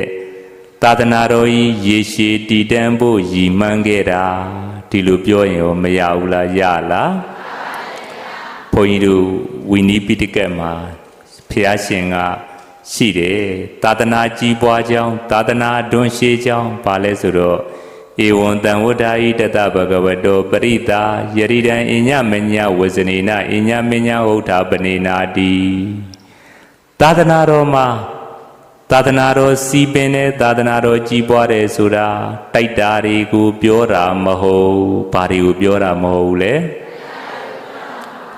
ဖျားရှင်ရဲ့တပိတာဝကတရားဒဂမတွေတန်ဃာတော်ရှင်မြတ်တွေဘိက္ခုနီတွေယခုခေတ်သီလရှင်ဆရာကြီးဆရာလေးတွေရဲ့နှလုံးသားမှာဖျားရှင်ရဲ့အဆုံးအမတွေကိန်းနေတာကိုသာသနာတော်ကြီးအတွန်းရှည်တယ်ဒီလိုခေါ်လို့ရတယ်သာသနာတော်ကြီးကြီးပွားတယ်ဒီလိုခေါ်လို့ရတယ်ဒီတော့သာသနာကြီးပွားကြောင်းကိုဘုန်းကြီးတို့တန်ဃာတိသိက္ခာပုဒ်ထဲဒုပ္ပစသိက္ခာပုဒ်ထဲမှာယရိတံအညမညဝဇနေနအညမညဥဒ္ဓပရိနာဧဝံတံဝတ္ထာဤတတဗကဝတောပရိတာမြတ်စွာဘုရားရဲ့ပရိသတ်လို့ခေါ်တဲ့သာသနာတော်ကြီးကြီးပွားစီပင်ဖို့ရာအတွက်အကြောင်းနှစ်ချက်ရှိတယ်အချင်းချင်းပြောဆိုဆုံးမပါပါတယ်လေအချင်းချင်းပြောဆိုဆုံးမမယ်ဆရာနဲ့တပည့်ဆရာကပဲဆုံးမတဲ့တယ်မှန်သလားမှားသလားမှားတယ်မမှားဘူးလားမှားလားရှင်သာရိပုတ္တကိုရင်လေးရဲ့ဆုံးမမခံခဲ့ဘူးလားခံခဲ့သလားဒီတော့ဘုန်းကြီးတို့မြန်မာလူမျိုးတွေဆွဲနေတဲ့ဆရာနဲ့တပည့်ဆရာကပဲဆုံးမရမယ်ပြောရမယ်ဒီယူဆမှန်သေးလားစာထဲမှာအညာမညာဝဆနာဆရာနဲ့တပည့်အချင်းချင်းမှားရင်ထောက်ပြပြီးတော့ပြောရမယ်အချင်းချင်းဆိုတာဆရာတပည့်လိုယူလို့မရဘူးလားရလားနောက်တခါမိဘနဲ့သားသမီးချင်းချင်းပြောဆိုရမယ်ထောက်ပြရမယ်သွန်သင်ရမယ်မိ မိဘကပဲသာသမီကိုပြောရမယ်ဖះရှင်ဒီလိုဟောသလားမဟောဘူးလားမဟောဘူးအချင်းချင်းအညမညတရာနဲ့ဟောတယ်ဘာတတ်တာနဲ့ဟောလေအညမညကိုဘာသာပြန်ရင်ဘယ်လိုပြန်ရမလဲအဲ့တော့ဒါလေးတွေကိုကြည့်ပြီးတော့ဘုန်းကြီးတို့လည်းပဲကျင့်သုံးခဲ့တာပဲဘုန်းကြီးတို့ကျောင်းတိုက်မြတ်ဆက်ကြာကျောင်းတိုက်ရောက်တာ62ခုနှစ်ကအခု24နှစ်ပြည့်ပြီးခါစားဖြစ်သွားပြီလွန်ခဲ့တဲ့နှစ်20ကျော်ကလေးကဘုန်းကြီးကတန်ဃာတွေကိုဖိတ်ခဲ့တယ်ရှင်ဘုရားတို့တပည့်တော်လည်းပဲမှားယွင်းတတ်ပါတယ်အကယ်၍များတပည့်တော်ရဲ့အဆုံးပြတ်မှားခဲ့ရင်ရှင်ဘုရားတို့အနေနဲ့လူကြားတဲ့တော့ပြန်မအော်ပါနဲ့ဒီလိုတော့ပြောရသေးတယ်အဲ့တော့တပည့်တော်ထမ်းလာပြီးတော့အကြောင်းကျိုးနဲ့ပြောပါတပည့်တော်မှားခဲ့ရင်တောင်းပန်ပါမယ်တပည့်တော်မှားခဲ့ရင်ဘာလုပ်ပါမယ်တကယ်လဲဘုန်းကြီးတောင်းပန်ခဲ့ဘူးတယ်အရာတိအညမညဝဆနာအချင်းချင်းပြောဆိုဆုံးမရမယ်ဒါနဲ့မညီဘူးလားညီလားဘုန်းကြီးတို့မြန်မာလူမျိုးတွေဗုဒ္ဓဘာသာဝင်တွေစွဲနေတဲ့အယူတစ်ခုဟာအကြီးကပဲအငယ်ကိုဆုံးမရမယ်ဆရာကပဲတပည့်ကိုဆုံးမရမယ်မိဘကပဲသားသမီးကိုဆုံးမရမယ်ဒီယူစာကြီးမစွဲခဲ့ဘူးလားစွဲခဲ့လားတကယ်ရောမှန်ပါမလားရှင်သာရိပုတ္တသည်ဘယ်ကိုရင်လေးတစ်ပါးရဲ့ဆုံးမကိုမခံယူခဲ့ဘူးလားခံယူခဲ့သလားအဲ့တော့ရှင်သာရိပုတ္တတို့ဒီလိုစိတ်တည်းရှိလို့ယနေ့ဘယ်ချမ်းသာကိုစံဝင်သွားပြီကြောင်းမြန်ပြန်လိုက်ဒီလိုစိတ်တည်းတေးအားနဲ့နေနိဗ္ဗာန်ချမ်းသာနဲ့နီးနေမလားဝေးနေမလားဒီတော့နီးကျင်လို့ရှိရင်အဲ့ဒီစိတ်တည်းလေးကိုမကျင့်သုံးသင့်ဘူးလားကျင့်သုံးသင့်လားအညာမညာဥဒ္ဓပနေနာအချင်းချင်းအပြစ်အာဘမထစေခြင်းဖြင့်အပြစ်တွေရှိပြီဆိုရင်လေအပြစ်တွေပြားပြီးတော့စူပူကြိမ်မောင်းနေမဲ့စားဒီအပြစ်ကနေငါဘလို့များလွတ်မြောက်အောင်ကူညီနိုင်မလဲဒီလိုလေးတွေးပြီးတော့မကူညီသင့်ဘူးလားကူညီသင့်လား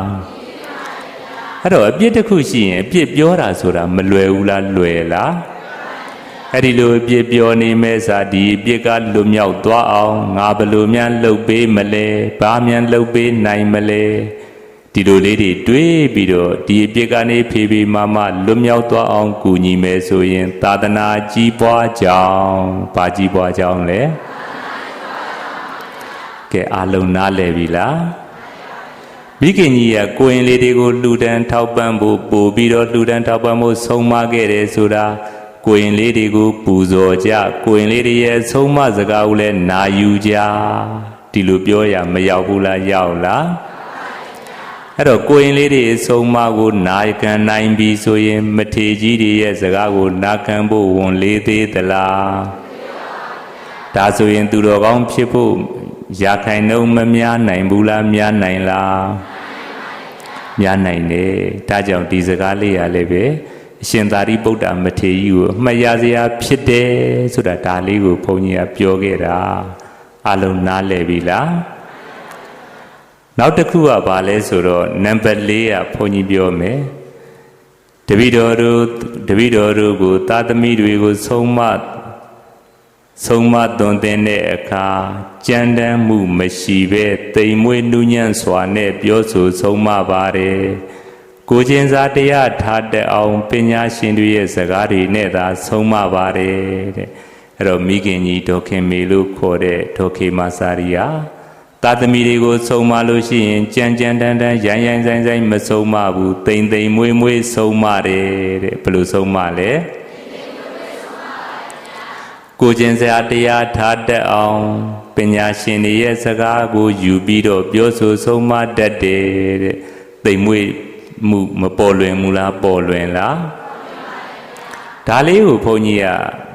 ဖတ်ပြီးတော့ဘာသွားတရိယာလဲဆိုတော့ဘုရားရှင်ကဩမတာဝါရီပါစိတ်တိယံတန်ဃာတော်ရှင်မြတ်တွေကိုပါစိတ်အာဘတ်သိက္ခာပုပညတ်တဲ့အခါမှာနှုတ်ကြမ်းရှားကြမ်းနဲ့နှုတ်လန်ထိုးခြင်းကြောင့်ပါစိတ်အာဘတ်သင်စေဆယ်ရည်လို့ရှိရင်မြတ်စွာဘုရားကအာဘတ်သင်စေဆိုတဲ့သိက္ခာပုလေးပညတ်တော်မူခဲ့တယ်အဲ့ဒီထဲမှာဘာလဲဆိုတော့မနာပမယဝပါတိယနာမနာပံကုဒသနံ တာယာနာပြောပဲဖြစ်တဲ့စကားကိုသာပြောဆိုပါအမနာပဖြစ်တဲ့တာယာပွဲမရှိတဲ့စကားမျိုးကိုဘယ်တော့မှမပြောဆိုပါနဲ့ဖះရှင်မိန်ခဲ့တာဘယ်သူမိန်ခဲ့တာလဲအဲ့တော့အကြောင်းအရာကတော့ဒါပဲချိုချိုသားသားပြောတာနဲ့ကြမ်းကြမ်းတမ်းတမ်းပြောတာဘယ်ကပိုကောင်းလဲချိုချိုသားသားဆိုတာချွဲပြီးတော့ပြောတာကိုဆိုလိုတာမဟုတ်ဘူးအကြောင်းအကျိုးလေးနဲ့နားလည်အောင်ပြောတာအကြောင်းအကျိုးနဲ့ပါလို့အောင်ပြောတာခုလည်းပဲအောင်တကွန်တို့ရဲ့မိခင်ကြီးဟာပါလဲဆိုတော့ကိုကျင်စာတရားထားတတ်အောင်ပညာရှင်တွေရဲ့စကားနဲ့ဆုံးမသွန်သင်တတ်တယ်ကြံကြံတန်တန်ရန်ရန်ဆိုင်ဆိုင်ပြောတတ်သလားမပြောတတ်ဘူးလားဘလို့ပြောတတ်တယ်ချိုချိုသားသားသိမ့်သိမ့်မွေးမွေးပြောတတ်တယ်မြတ်စွာဘုရားလည်းချိုချိုသားသားတာယာနာပြောပဲဖြစ်တဲ့စကားမျိုးကိုသာပြောဆိုပါတာယာနာပြောပဲမရှိတဲ့ရိုင်းဆိုင်တဲ့စကားမျိုးကိုဘယ်တော့မှမပြောဆိုပါနဲ့ဘယ်သူဟောတော်မူခဲ့တာလဲငါဖះလေတရိษံဖြစ်တာတောင်မှကြံတန်းရိုင်းဆိုင်တဲ့စကားကိုမနစ်သက်ခဲ့ဘူးတဲ့ဘာဖြစ်တာတောင်မှမနစ်သက်ခဲ့ဘူးလေဘုန်းကြီးတို့ဖះရှင်ကိုတော်မြတ်တခုသောဘဝမှာနွားမျိုးသွားပြီးတော့ဖြစ်ရတယ်နန္ဒီဝိသလနွားလာကြီးသွားဖြစ်တော့သူ့ကိုကြွေးမွေးစောင့်ရှောက်တဲ့ပုံနာအဲ့ဒီပုံနာကိုကျေးဇူးဆက်ချင်တာဒီတော့သူ့ရဲ့သခင်ပုံနာကြီးကိုမွေးကျေးဇူးဆက်ချင်တော့ကြံပေးတယ်သခင်နဲ့လှဲတရားကိုတစ်ဆက်တည်းဖွဲ့ချီထားတယ်လှဲတန်းကြီးကိုကျွန်ုပ်ယုံပါမယ်ဆွဲပါမယ်လိမ့်အောင်ဆွဲပါမယ်ဂောဝိတကတထေနဲ့သွားပြီးတော့အလောင်းစားလုပ်ပါ1000ကြီးလောင်းပါသူသခင်ကိုဘာလုပ်ချင်လို့လဲကျေးဇူးဆက်ချင်လို့အဲ့တော့ဖះလောင်းကတရိษံဖြစ်တာတောင်မှကျေးဇူးမသိဘူးလားသိလားအဲ့ဒါဘာရဲ့အလောင်းဖះရှင်ရဲ့အလောင်းတော်အလုံးနားလည်ပြီလားဖះရှင်ရဲ့လောင်းတော်ကဘာဖြစ်တာတောင်မှကျေးဇူးဆက်ခြင်းတဲ့စိတ်ကကိန်းုံပဲလေတရိษံဖြစ်တာတောင်မှကိန်းနေတရိษံလည်းဘာတရိษံလဲနွားတရိษံအဲ့တော့ကျေးဇူးဆက်ခြင်းတော့သွားကြံပြီးတော့ပုံနာကဂောဝိတကတထေစီသွားပြီးတော့နွားနဲ့ဆက်တာလေးတွေကိုပြောတယ်ပြောတော့နောက်ဆုံးအချင်းချုပ်လိုက်ရင်တော့အလောင်းစားဖြစ်သွားတယ်အလောင်းစားဖြစ်သွားတော့1000ကြီးလောင်းနေဒီတော့ပုံနာကနေပြီးတော့သူ့ရဲ့နန္ဒီဝိသလနွားဖះလောင်းကိုတန်စာတွေဆင်ပေးပြီးတော့လှဲပေါင်းတရားကိုတစ်ဆက်တည်းဖွဲ့ဆက်ချီပြီးတော့လှဲဦးမှာတက်ပြီးတော့မောင်းနှင်နေအဲ့ဒီတော့အလောင်းစားလုပ်တဲ့အခါမှာဘုန်းကြီးတို့လှဲတရားကိုတစ်ဆက်တည်းဖွဲ့ချီထားတဲ့လှဲတန်းကြီးကိုဖះလောင်းကိုရှေ့ဆုံးလဲမှာတက်ဆင်းပြီးတော့ပန္နန်သားတွေစင်တန်းသားတွေနဲ့ဆင်ပြီးတော့ပုံနာကလဲဥထိတ်မှာတက်ပြီးတော့မောင်းနှင်နေအပိစကားပြောတယ်ပေါ့ဘယ်လိုလဲဆိုတော့ဟဲ့ဆင်လေတဲ့နွားကောက်ကျစ်တဲ့နွားကြီးယုံလိုက်ပါလားသွားလိုက်ပါလားလို့သွားပြီးတော့အပိစကားပြောတဲ့အခါမှာယခုခေတ်လို့ဆိုရင်ငါကင်ပြီးတော့ဆဲတဲ့သဘောဘာလို့တဲ့သဘောလဲအဲ့ဒီလိုသဘောနဲ့အားပေးပြီးတော့မောင်းနှင်လိုက်တာဖះလောင်းကဇုံရက်နေတယ်တဲ့လုံးဝကိုမရွေတော့ဘာဖြစ်လို့လဲဆိုတော့ငါကိုကောက်ကျင်တာမဟုတ်ပဲနဲ့ဆင်းလဲတာမဟုတ်ပဲနဲ့ကောက်ကျစ်တယ်ဆင်းလဲတယ်ဆိုတဲ့စကားနဲ့ပြောဆိုတယ်ဆိုပြီးတော့ဖះလောင်းကရက်နေတော့ပုံနာရှုံးသွားသလားတထေရှုံးသွားလားပုံနာငွေဘယ်လောက်ရှုံးသွားလဲ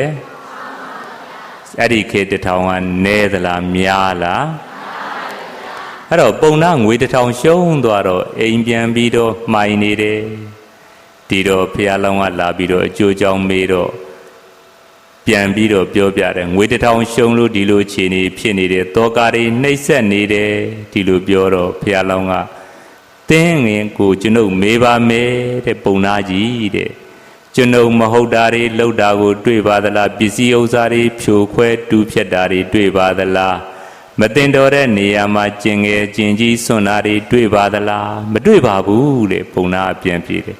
ဒါဆိုလို့ရှိရင်ကျွန်ုပ်ကိုမကောက်ကျစ်မစင်လဲပဲနဲ့ဘာဖြစ်လို့ကောက်ကျစ်တဲ့နွားကြီးသွားပါတော့လားကောက်ကျစ်တဲ့နွားကြီးယုံပါတော့လားလို့ကောက်ကျစ်တဲ့သဘောနဲ့ပြောဆိုရတာလေဒါဟာတင့်ရဲ့အပြစ်ကျွန်ုပ်ရဲ့အပြစ်မဟုတ်ဘူးကဲသွားပါတဲ့ပုံနာ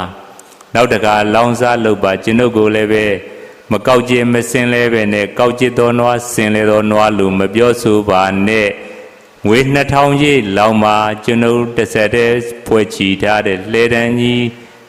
လဲပေါင်း100ကိုကျွန်ုပ်လိမ့်အောင်ယုံပြပါမယ်လို့ကျေးဇူးဆက်ခြင်းတဲ့စိတ်ကကဲနေတော့ပုံနာကိုပြောပြီးတော့သွားပြန်ပြီးတော့လောင်စားလှုပ်ခိုင်းလိုက်တယ်ဒီတော့ပုံနာကလည်းတထေးစီသွားပြီးတော့အကျိုးကြောင့်ပြောပြီးတော့လောင်စားထက်လှုပ်တယ်ဒီတခါပုံနာကဘယ်လိုလဲဆိုတော့ဖေသားကြီးသွားပါတော့လားဖေသားကြီးယုံလိုက်ပါတော့လားလို့ပြီးတော့ချိုသားသားစကားလေးပြောလိုက်တော့ဘုန်းကြီးတို့ဖရာလောင်းကအင်းနဲ့အားနဲ့ယုံလိုက်တာရှေးဆုံးလှဲနေရကိုနောက်ဆုံးကလှဲရောက်တဲ့အထိယုံလိုက်တယ်ဒီတခါတော့ပုံနာကြီးနိုင်သွားလားရှုံးသွားလားနိုင်သွားတယ်ဒါကြောင့်ဘုရားရှင်ကဘုရားဖြစ်တဲ့အခါမှာမနာပါမေဝဘာတေယနာမနာပံကုဒါစနံမနာပံဘာသမာနတာကရုံပါရံဥဒဘေဟိတနင်္ဇနံလာပေတိတေနာစတမနောအဟုဒီတရားကိုပြန်ဟောတာယဟန်တို့တဲ့ငါဘုရားတရိစ္ဆာန်ဖြစ်တာတောင်မှရိုင်းဆိုင်ကျန်တဲ့စကားကိုမနစ်သက်တရိစ္ဆာန်ဖြစ်တာတောင်မှဘလို့စကားမျိုးကိုမနစ်သက်ဘူးလေအဲ့တော့ရိုင်းကျန်ကျန်တဲ့စကားကိုဘယ်တော့မှမပြောဆိုပါနဲ့ချိုသားသားပြောဆိုတဲ့ပုံနာကြီးရဲ့လေးလံနဲ့လှဲတန်းတရားရှိတဲ့ဝန်ကြီးကိုနွာလာကြီးကယုံဆောင်ခဲ့ပြီးပို့ဆောင်ခဲ့ပြီးပစ္စည်းဥစ္စာငွေ2000ကိုလည်းရအောင်လုပ်ပေးခဲ့တယ်အဲ့ဒီအတွက်ပုံနာကြီးကဝမ်းမြောက်ဝမ်းသာဖြစ်သွားရပါတယ်ဘုန်းကြီးတို့မြန်မာစကားပုံလည်းရှိတယ်လေနှုတ်ချိုရှိုးတပါပါတယ်လေနှုတ်ချိုလို့ရှိရင်လက်တပါမဟုတ်ဘူးလားဟုတ်လားခုလည်းပဲမိခင်ကြီးဒေါခင်မေလို့ခေါ်တဲ့ဒေါကေမသာရိယသာသမီတွေကိုရိုင်းရိုင်းဆိုင်ဆိုင်ပြောဖို့ဆုံးမသလားရင်ရင်ကြေးကြေးပြောဖို့ဆုံးမသလားဖျားရှင်ရဲ့ဝါရလားခြားပုဂ္ဂိုလ်ရဲ့ဝါရလားသာသမီတွေကိုဖျားရှင်ရှောင်လန်းခဲ့တဲ့လမ်းစဉ်ကိုတင်မပေးဘူးလားတင်ပေးသလားအဲ့ဒါနိဗ္ဗာန်ချမ်းသာရောက်စေခြင်းလို့ဘယ်ချမ်းသာရောက်စေခြင်းလို့ဒါလေးကဘုန်းကြီးပြောခြင်းတဲ့နံပါတ်4စကားလေးပါနံပါတ်အမှတ်5စကားကြတော့ဘာလဲဆိုတော့ဘုန်းကြီးပြောပြမယ်ခြေထားတာလေးကအမေမေတ္တာတရားကသာသမီတွေအပေါ်မှာသာရှိနေတာမဟုတ်ပါအလုံးအပေါ်မှာထားတဲ့မေတ္တာတရားကတူညီနေတာတွေ့ရပါတယ်တဲ့မိခင်ကြီးတော်ခင်မေရဲ့မေတ္တာတရားဟာသာသမီပေါ်မှာကွက်ဖြစ်သလားအလုံးပေါ်မှာဓာန်တူဖြစ်သလားဒါလေးကိုသွားပြီးတော့ကြည်လိုက်တဲ့အခါဘုန်းကြီးသတိရတဲ့တရားတော်လေးကပါလဲဆိုတော့တရားတော်မြန်မာနိုင်ငံမှာလုံနေတဲ့အမေနေဘာနေလဲအမေနေလုံတာဟာဘာရည်ရွယ်ချက်လဲဆိုတော့အများစုကတော့ကိုယ်အမေကိုချစ်တတ်ဖို့ဒီလိုသဘောမျိုးနဲ့လုံကြတယ်အမေကျေးဇူးကိုသိတတ်ဖို့စာရဏိဖတ်ကြကြပြားတွေရေးကြဟောပြောဝဲတွေလုပ်ကြဘုန်းကြီးကတော့အမေနေအတွေ့ဆိုပြီးတော့ဖျားရှင်ရဲ့ဖြစ်စေခြင်းနဲ့သဘောတရားလေးကိုရေးပြီးတော့တွေးခဲ့ဘူးတယ်ပေါ့အဲ့ဒီအတွေ့ကဘာနဲ့တိုက်ဆိုင်နေလဲဆိုတော့ဒကမာကြီးဒေါခေမေရဲ့အတွေ့နဲ့ထက်တူကြနေတယ်အဆုံးမနဲ့ထက်တူကြနေတယ်ကျင့်သုံးပုံနဲ့ထက်တူကြနေတယ်မြတ်စွာဘုရားကကိုယ်အမေကိုပဲတန်ဖိုးထားရမယ်ဒီလိုစိတ်ထားဘုရားရှင်ကမကြိုက်ပါဘူးဘုန်းကြီးတို့ဟောပြောတာတွေစာရေးတာတွေကကိုယ်အမေကိုချစ်တတ်ဖို့ကိုယ့်အမေကိုချစ်တဲ့လို့တကယ်တော့အခြားသောအမေမျိုးနွယ်ဝင်တဲ့ပုဂ္ဂိုလ်တွေပေါင်းကိုလည်းပဲချစ်မြတ်နိုးတတ်အောင်ကျင့်ရမယ်ဒါမှမှန်တာမြတ်စွာဘုရားကမေတ္တာတုတ်ထဲမှာဘယ်လိုဟောခဲ့လဲဆိုတော့မာတာယထာနိယံဗုဒ္ဓမာယုတာဧကဗုဒ္ဓမနုရခေဧဝံပိတဘာဗုဒေတုမာနတံဘာဝေအပရိမာဏံ ဒါလေးဟောခဲ့တယ်အတိပ္ပယ်လေးကိုဘုန်းကြီးကတွေးတဲ့အနေနဲ့ဘယ်လိုရေးထားလဲဆိုတော့ကဲအာလုံးလုံးချီးပြီးတော့လိုက်ဆိုလိုက်ဒကမာကြီးမိခင်ကြီးဒေါခင်မေရဲ့အတွေးနဲ့ဘုရားရှင်ဟောတာနဲ့တထက်သေးကြနေတာသွားပြီးတော့တိုက်ဆိုင်နေတယ်ကဲဆိုလိုက်မျက်မိခင်သည်တဝရီသောသားကို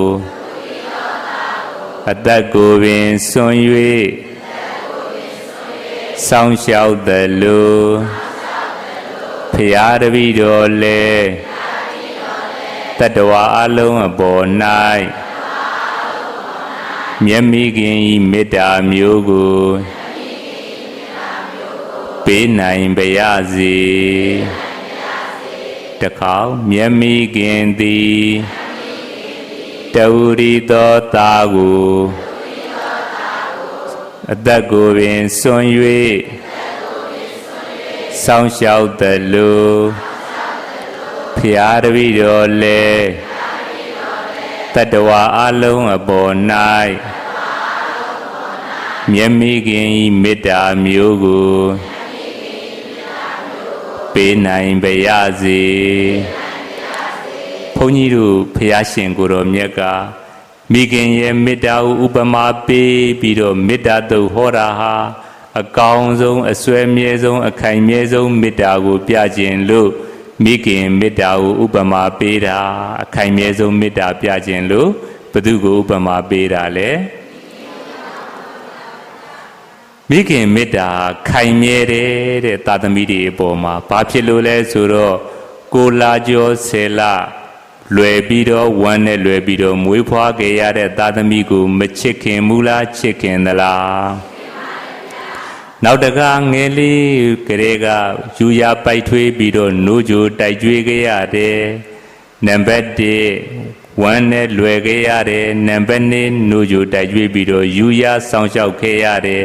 ဒါကြောင့်မိခင်မေတ္တာသည်ဖခင်မေတ္တာနဲ့ရှင်ရင်ပို့ပြီးတော့မခိုင်မြဲဘူးလားခိုင်မြဲသလား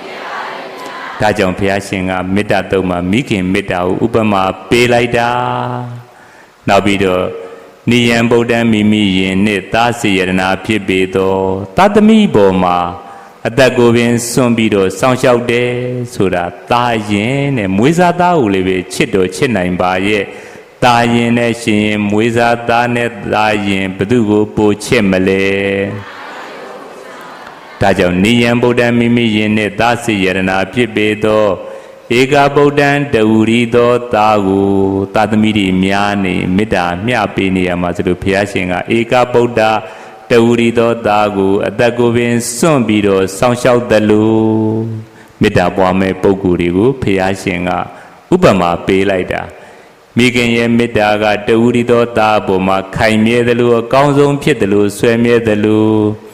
ဧဝံပိဒုရိတဗ္ဗဗုရေတုတတ္တဝါအလုံးအပေါ်၌အပရိမာဏံတိုင်တာပမာဏမရှိသောမာနတံမေတ္တာစိတ်ကိုဘာဝေထက်ကတက်ကဖြစ်စေရာ၏ပွားများရာ၏မြတ်စွာဘုရားကဘာဆိုလိုတာလဲဆိုတော့အဲ့ဒီလိုပဲတဲ့မိခင်မေတ္တာလိုပဲတတ္တဝါအလုံးပေါ်မှာအတိုင်းရှိပမာဏမရှိတဲ့မေတ္တာစိတ်ကိုဖြစ်အောင်ကြိုးစားပါအဲ့တော့တတ္တဝါအလုံးပေါ်မှာမိခင်ရဲ့မေတ္တာမျိုးကိုပေးနိုင်အောင်ကြိုးစားပါဘယ်သူမေတ္တာမျိုးပေးရမယ်ဘယ်သူတွေအပေါ်မှာပေးရမယ်တတ္တဝါအလုံးပေါ်မှာပေးနိုင်ရမယ်ဒါဘုရားရှင်ရဲ့ဆိုလိုရင်းဖြစ်တယ်မေတ္တာတုတ်ထဲမှာပါတဲ့မေတ္တာဆိုတာကမိခင်သည်တဝရီသောသားအပေါ်မှာအသက်ဆွမ်းပြီးတော့စောင့်ရှောက်သလိုအဲ့ဒီမိခင်ရဲ့မေတ္တာကိုမိတ္တူကူးယူပြီးတော့အဲ့ဒီမေတ္တာမျိုးနဲ့တတ္တဝါတွေအပေါ်မှာစောင့်ရှောက်နိုင်တဲ့ပုဂ္ဂိုလ်ဖြစ်ရမယ်ဒါဘုရားရှင်ရဲ့အလိုဘုသူရဲ့အလိုလဲအများစုကတော့ကိုယ်အမေမအမေဆိုပြီးတော့ဆွဲမြဲချစ်ကြတာဘုရားရှင်စံသားနဲ့မဆန့်ကျင်ဘူးလားဆန့်ကျင်သလားဘုရားရှင်ဖြစ်စေချင်တာကမိခင်ရဲ့မေတ္တာကိုပထမသိအောင်ကြိုးစားမိခင်မေတ္တာကိုသိပြီဆိုရင်အဲ့ဒီမေတ္တာမျိုးကိုကိုယ်နှလုံးသားထဲမှာကူးယူပြီးတော့တတ္တဝါအလုံးပေါ်မှာမိခင်မေတ္တာမျိုးကိုပေးနိုင်အောင်စောင့်ရှောက်နိုင်အောင်ကြိုးစားရမယ်ခုဒကမာကြီးဒေါခင်မေရေးသွားတဲ့စာလည်းပဲဒကမာကြီးကျင့်သုံးသွားတဲ့အကျင့်စဉ်ရလည်းပဲဘုရားရှင်ဟောတာနဲ့တထက်တည်းမတူဘူးလားတူသလား သူဟာသားသမီးတွေပေါ်မှာမိခင်မေတ္တာပေးတယ်အဲ့ဒီမိခင်မေတ္တာမျိုးကိုသူကိုယ်တိုင်ကျင့်သုံးပြီးတော့အလုံးပေါ်မှာညီတူညီမျှဆက်ဆံတဲ့မေတ္တာထားတယ်ဘုရားရှင်မေတ္တာသုံးမှာဟောခဲ့တဲ့မေတ္တာတရားကိုကိုယ်တိုင်ကျင့်သုံးသွားတဲ့မိခင်ကြီးဒီလိုပြောရင်မရဘူးလားရလားဒါလေးကိုဘုန်းကြီးကအမေနေ့တုန်းကဆက်ပြီးတော့တွေးခဲ့တာတချို့ကကိုယ်အမေမအမေဆိုပြီးတော့ဆွဲလန်းကြတယ်မိခင်အနွယ်ဖြစ်တဲ့မျိုးသမီးတွေအပေါ်မှာဒါတွေကြတော့စော်ကားကြတယ်ပြင်မကြတယ်ပျော်မဆိုမတွေဖြစ်မိတတ်ကြတယ်ဖះရှင်ရဲ့စန္ဒကတော့တဝူရီသောသားကိုမိခင်ဟာသက်ဆွမ်းပြီးတော့ဆောင်ရှောက်တယ်လို့အဲ့ဒီမေတ္တာမျိုးကိုတတ္တဝါအလုံးပေါ်မှာပေးနိုင်အောင်ကြိုးစားကြပါဒီလိုတိုက်တွန်းတော်မူခဲ့တာဒီလိုမေတ္တာထားခိုင်းတာခုကျေးဇူးရှင်မိခင်ကြီးဒေါခင်မေလေးပဲသားသမီးတွေပေါ်မှာမေတ္တာထားတယ်လို့သားသမီးတွေပေါ်မှာကွက်ပြီးတော့မထားဘဲနဲ့အလုံးပေါ်မှာမေတ္တာမထားခဲ့ဘူးလားထားခဲ့သလားအဲ့ဒါဘသူရဲ့ဆန္ဒနဲ့ညီတယ်လေကဲဘုရားရှင်ရဲ့ဟောတော်ကြားတော်မူချက်ကိုဘုန်းကြီးတွေးတာလေးကိုပြန်ပြီးတော့ဆိုရအောင်လက်ဦးချီလိုက်မြတ်မိခင်သည်တဝူရီသောသားကိုအသက်ကိုပင်ဆွံ့၍ဆောင်းလျှောက်တယ်လို့ဖရာတပည့်တော်လည်းတတ္တဝါအလုံးအပေါ်၌မြတ်မိခင်ဤမေတ္တာမျိုးကိုပေးနိုင်ပါရစေအဲ့တော့ကျေးဇူးရှင်မိခင်ကြီးဖြစ်တဲ့ဒကမာကြီးဒေါခင်မေရလည်းပဲအမေမေတ္တာတရားကသာသမီတွေအပေါ်မှာသာတည်ရှိနေတာမဟုတ်ပါအလုံးအပေါ်မှာထားတဲ့မေတ္တာတရားဟာတူညီနေတာတွေ့ရပါတယ်ဒါလေးရေးထားတာတွေ့တော့ဘုန်းကြီးကမေတ္တာတုတ်ထဲမှာဘုရားရှင်ညွှန်ကြားတော်မူခဲ့တဲ့မေတ္တာဌာနီဒါလေးကိုသတိရပြီးတော့ပြန်လဲပြီးတော့ပြောတာခုဘုန်းကြီးဟောခဲ့တဲ့အချက်၅ချက်ဟာမောင်နှမတွေရဲ့ကိုးစားအောင်တကွန်တော်စုကနေပြီးတော့မိခင်ကြီးနဲ့ပတ်သက်တာလေးတွေကိုဘုန်းကြီးကိုနည်းနည်းပါးပါးရေးပေးတယ်အဲ့ဒီရေးပေးတဲ့အချက်၅ချက်ကိုဘုန်းကြီးကဒေသနာလေးတွေနဲ့ညှိပြီးတော့ဓမ္မလက်ဆောင်အဖြစ်အလုံးကိုပေးပါတယ်အလုံးအတွက်လိုက်နာကျင့်သုံးရင်တန်ဖိုးမရှိနိုင်ဘူးလားရှိနိုင်သလားဒါကြောင့်ဘုန်းကြီးဟောတဲ့တရားကဘာတရားလဲအမေကျေးဇူးအမေမေတ္တာဒီနေရာမှာမိခင်ကြီးဒေါခင်မာစာရီကိုဒေါခင်မေရဲ့ကျေးဇူးဒေါခင်မေရဲ့မေတ္တာဒီလိုပြောရင်မရဘူးလားရလားဒီမေတ္တာတရားတွေကျေးဇူးတရားသိပုံတွေကိုမိမိတို့မိတ္တူကူးပြီးတော့မကျင့်သုံးသင့်ဘူးလားကျင့်သုံးသင့်သလားအဲ့ဒီလိုကျင့်သုံးစေခြင်းလို့ဘုန်းကြီးအနေနဲ့အမေကျေးဇူးအမေမေတ္တာဆိုတဲ့တရားကိုဟောပါတယ်ဒီတရားတော်ကိုနာယူပြီးတော့တရားတော်ကိုနှလုံးသားထဲမှာသိသိကလက်တွေ့လိုက်နာကျင့်သုံးနိုင်ကြပါစေကျင့်သုံးရင်နဲ့နှလုံးသားထဲမှာကုသိုလ်ပါရမီတွေရင်တန်ပြေဝါကမဉ္ဇဉ်ဘုံဉဏ်ဖြင့်နိဗ္ဗာန်ချမ်းသာမြတ်ကိုကိုယ်စီကိုယ်ငါလင်းမြန်စွာမျက်မှောက်ပြုနိုင်ကြပါစေကုန်သတည်းသာဓုသာဓုသာ